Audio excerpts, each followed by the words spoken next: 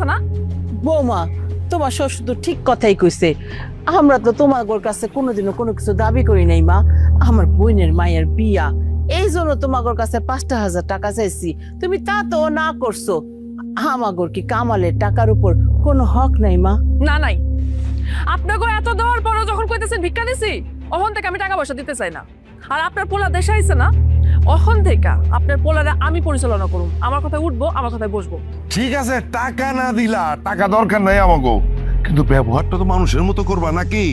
আমার পোলার মাথাটা তো খাইছো, বিবেকটারে খাইও না বৌমা।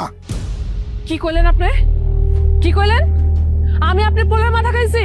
হ্যাঁ না, আমি এখনই আপনাকে সংসার ছাইড়া যাইতেছি গা।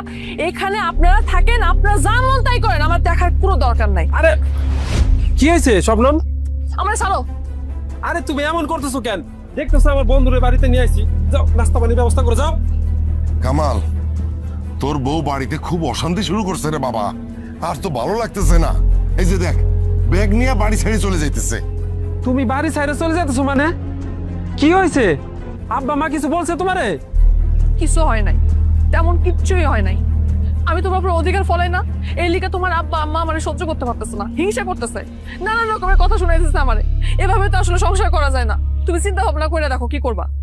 আব্বা মা, আমি বিদেশে থাকাকালীন আমি শুধু শুনছি যে তোমরা আমার বউয়ের সাথে খারাপ ব্যবহার করো। আজকে আমি নিজ চোখে দেখলাম।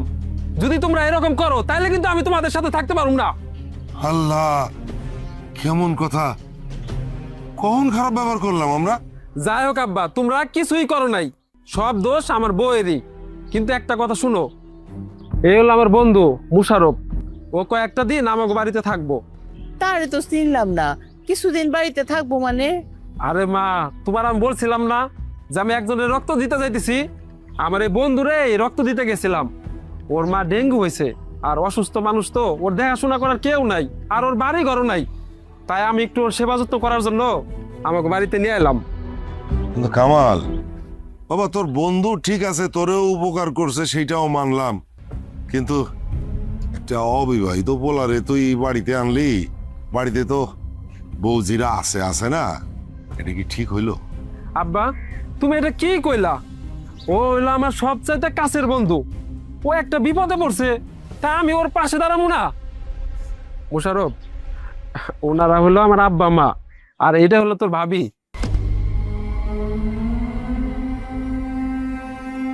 মা, একটু ভালো মন্দ রান্না করো, আমার বন্ধু আসছে তো। আর তুমি একটা কাজ করো, লেবু দিয়ে সুন্দর করে একটা শরবত বানিয়ে নিয়ে আসো, তাড়াতাড়ি আসো। আয় বন্ধু আয়।